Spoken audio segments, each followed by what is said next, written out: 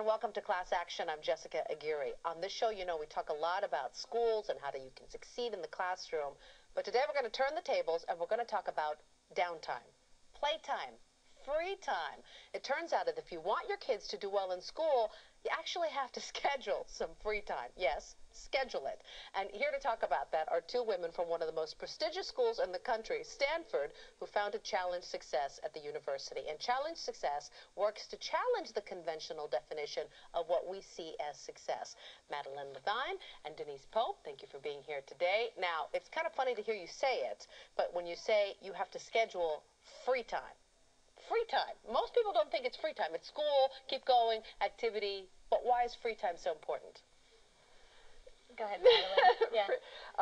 Free time's critical, and it's not just around academics. You know, it's around becoming a capable, well-adjusted person. So at Challenge Success, we're interested in keeping up academics, but we're also interested in kids who know how to cope out in the world. And one of the ways you learn how to cope is to have time where you're not being structured, where people aren't telling you what to do all the time, where you have some capacity to go inside, figure out who you are, what your skills are, what your superpowers are, what you can use when you have difficulty. And you can't have that if every minute of your day is structured. So it's kind of an assimilation of the world around you, what's happened to your day, reflect on it, figure out where you might have had missteps or what things you want, but you need some time away from mental distractions to be able to do that? Yes, and in addition to that, you actually need good old-fashioned playtime, right? So you need the time, the downtime to reflect, but you also need time to be creative in a way where it's just kids, where it's kid-driven, unstructured. So they can go to ballet class, they can take a drama class. It's not the same thing as when an adult is out and the kids are really driving it and they're doing it on their own. So that's the playtime that's in addition very important to the downtime. Okay, so in the playtime, because my Olivia will tell you that playing on the iPad is giving her downtime. Does that count as downtime? I don't think so.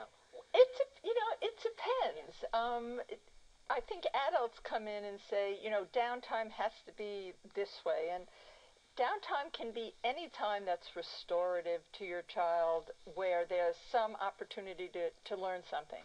So playing a game, being on an iPad, reading I travel all the time. What do? I read People magazine. That's my downtime. Right. Because it's a place in which I can just sort of daydream. And I think I wish we had another vocabulary for things like play and downtime and daydreaming because they all sound like nothing's happening. Right. But in fact, there's a tremendous amount that's actually happening in terms of creating an internal self that's able to think about things, analyze things, and meet challenges. Yeah, that's my guilty pleasure too. I spend so much time reading things for work that when I can sneak a People magazine, you'd think I've been given I'm like, oh my God, let me look. And I guess that's the same for kids, right? It is. But you can't be playing Angry Birds all day long. Right. I think we need to make that clear. You have to have some non-media playtime and some non-media downtime. Right. And the third piece, so playtime is the P, downtime is the D. The third piece is family time. Right. So Challenge Success, it's PDF every day. Playtime, downtime, and family time. Let's back up to downtime, because when you're talking about downtime, you're talking about not just rest, but also key. I know you've talked about this so many times before with that homework component, is getting enough sleep. We don't do it. Absolutely critical. And, parents are shocked when we tell them how much their kids need. How much do we need? In elementary school, it can be 11, 12 hours of sleep. In middle school, it can be 10 hours of sleep. In high school, we know 9 hours and 15 minutes at least. That is what they need for maximum health. That's what their brain needs for the brain development. And there's a link between sleep deprivation and gaining weight and feeling crabby and not having the memory skills and getting sick. They shouldn't even be behind the wheel of a car if they are so sleep deprived. So when you say to a child that, but I've got to do 3 hours of homework, so I've got this essay, I can't get to bed till, and then I've got to get up and I've got to be at cheer at 7, how do you then say, you know what, you need 9 hours and 15 minutes, so you're going to have to shut it off. It doesn't matter if you're not finishing that paper. I mean, how do you negotiate that with them? Right. It's really difficult. So that's the biggest challenge people have, because the reality is that kids are overscheduled, and kids themselves feel they're not going to do well unless they get everything done. So I think it depends on the age of your child. I mean, if you have a elementary school child who's sleep deprived, I think as an adult, as a parent, you have the responsibility to set limits on that. You know, when kids enter adolescence, they have what's called a delayed phase shift, which means they really can't go to sleep at 10 o'clock. And so one of the things we do at Challenge Success is try and get schools to push back start time a little bit, because if you left it to an adolescent's own biology, they'd go to bed at midnight, which is when most of our kids go to bed. They're nocturnal. They're nocturnal. Yeah, they're nocturnal. So the system of school starting at 7, and a lot of these schools have these 0 periods where if you want to do music, you go at 7. It's completely not what is developmentally appropriate for a teen. So we've had a lot of success with late starts. There's been a lot of research that show when you do the late starts, the kids do better in school. Right? They're getting the rest they need, and they're starting in a schedule that works for them. But you also have to work on the homework, which is exactly true. And we work with schools to sort of say, how much do they really need? How much has to happen, knowing that they're sacrificing their sleep? Now let's go to the family time. Aside from the obvious that you get to spend time together as a family, and you get to chat and you get to know what's going on with each other, what's the integral component of family time? So, you know, there are so few silver bullets in my field, in psychology, so few.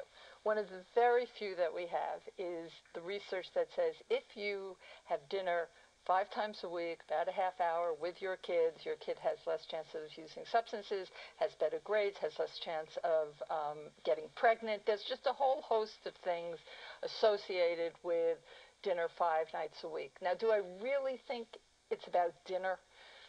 No, I think it's about taking some time. That's what they've looked at, so that's what the research is. I think it's about taking some time every day and saying, look, we're a family, and what matters in this family, all this other stuff is going on, but what matters in this family is that we check in, the connection, that we connect with each other, that if something's on your mind, you can talk about it. My husband's a surgeon. We had dinner together our whole lives, and that sometimes meant at 9 o'clock at night. And people assume that, you know, my 3 sons were sitting around saying, oh, let me tell you how I feel.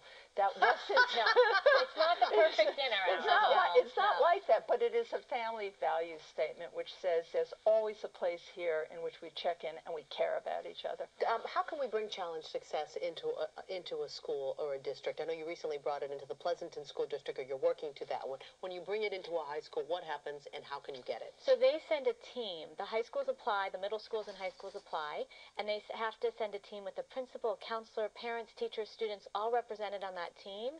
And we have an independent sort of coaching model. It's very site-specific. So how we work with a Pleasanton school might be different from how we work with a Fremont school. You talk about your problems as a school. The coach helps you through it. We have workshops that we offer and parent education. And slowly, slowly, we make changes happen at the school that we know are good for kids. That's fantastic. I'm big fans of both of you ladies. You do great work with kids, and I'm really excited that you're here. And again, we want to emphasize it. It's playtime, downtime, and family. And Jessica, one of the places that people can learn more about this is we're about to launch our parent education online program, and that's going to be within the next few weeks.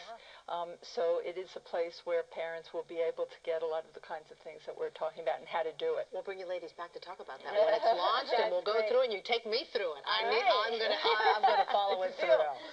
We'll be